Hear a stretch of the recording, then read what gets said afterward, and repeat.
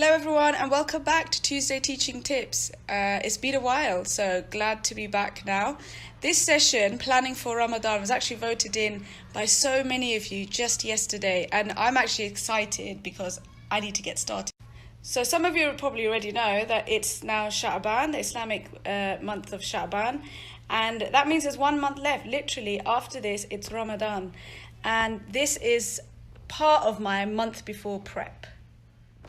So quite briefly, I've written spring clean, a meal plan, Ramadan goals for myself, and then the kids' Ramadan learning activities, Eid preparation, which actually is buying all the gifts and clothes, and then what our routines will be. Having said all that, we actually use the week before Ramadan actually begins to plan the activities with our kids. So for example, that's when I'll start on the decorations and the Ramadan wall or the Ramadan table.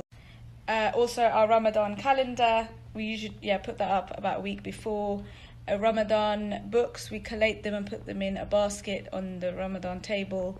And we also have a really cute Ramadan box that we made last year.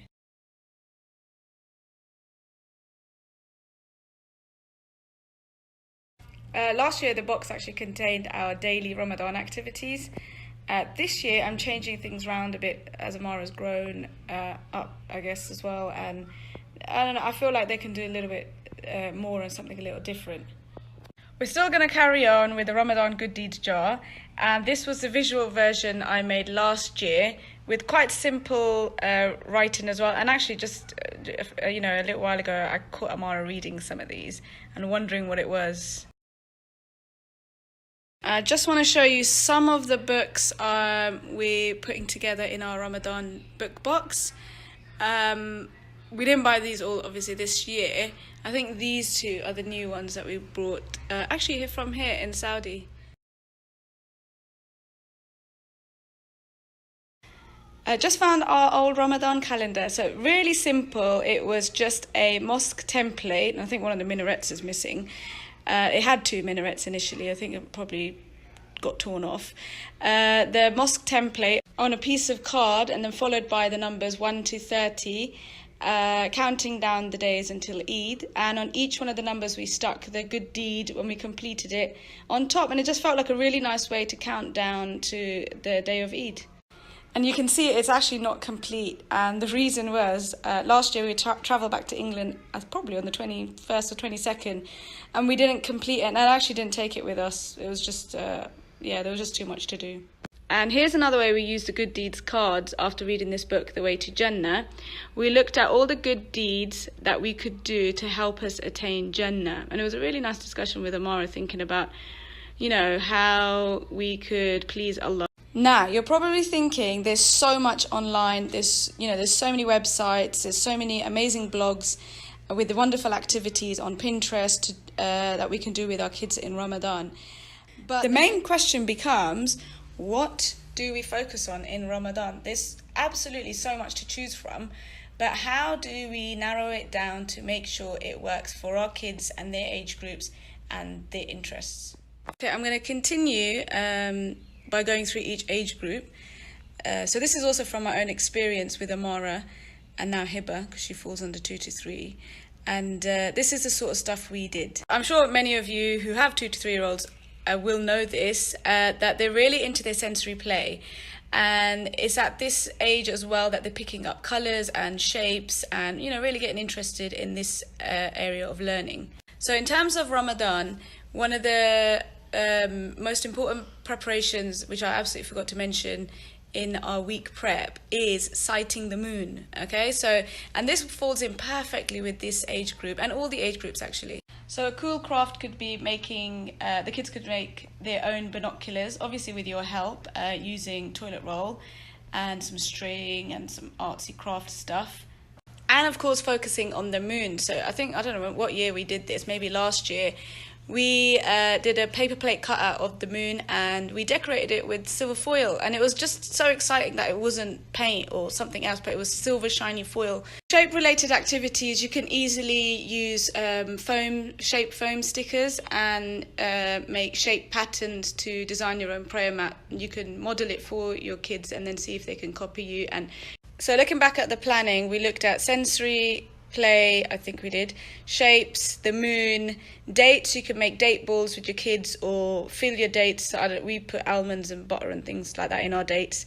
Eid cards, that's quite easy. Colours, I just picked up this really lovely book called Golden Domes and Silver Lanterns, a Muslim book of colours. I actually didn't know about this at all. I picked it up in a bookshop that I happened to find in Jeddah, the Red Sea Mall, for those who live here. And I'm just going to open it up to just one of the pages.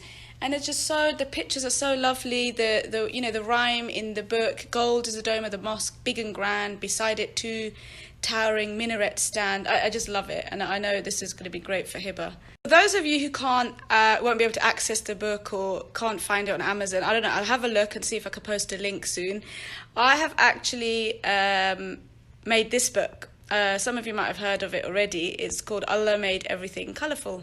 So when Amara was learning about colours, and she was, I guess, between 2 and 3, I wanted a book similar to the one I showed you, Golden Domes and Silver Lanterns, but I didn't really know about it. So I just made one up, literally just made up rhymes and made it. So back to the plan. In essence, you want your 2 to 3-year-olds to focus on the symbols or, the symbolism, I guess, that we see around Ramadan, the new moon, the eating of the dates. So that's what we did. I think I found these on Twinkle. So for us, when I spoke to Amar about what Ramadan is, it meant going to the masjid, reading lots of Quran, and that was the month it was revealed in, looking for that new moon, giving gifts at Eid, praying and making lots of dua to Allah. And then we also memorized this, the forgiveness dua in the month of Ramadan. And then we also used the same pictures from Twinkle and just did a bit of sensory art related to it. I'm going to move on quickly to 3 to 4-year-olds. Again, by now, you want them to be able to answer the question, what is Ramadan? So I just touched on it briefly there. So some of the things they can do, I've got, preparing the decorations a week before for the coming of Ramadan, and even Eid, getting them out of the way. The words from the Quran, this is absolutely amazing. We simply just chose the words at random, looked at the word in Arabic, recognized what it was through the picture, and then we followed up with a craft on some days. And it was just such a lovely activity, picking up Arabic words at the same time. Here's one of our crafts. You might have seen it in our space display. We made this last year, I think, when we looked at the word Shams, which is sun, is mentioned in the Quran, and this is our beautiful sun that we made and decorated. Here's another daily activity that you could try, which is my ABC Quran verses. I'll tag the sister who created this resource. Actually was sent this free.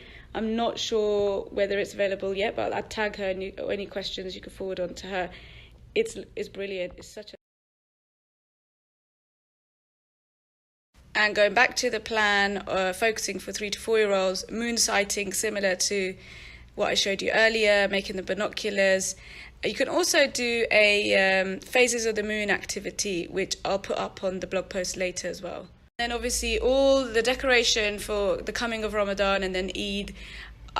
The ideas are everywhere. You could pick and choose. There's so many things you can get the kids to do. I like to personalise it and then give it that handmade sort of look. But that's it. I could go on, but it's coming up to Maghrib here now, and I just realised I've been doing this for over an hour now. Yes, I haven't actually got much planned yet for 4 to 5-year-olds, which is now Amara's category. I have got some really cool ideas that I'm thinking of, which I want to share, so I might continue this next Tuesday, or I might just put it in the blog post. Let me know.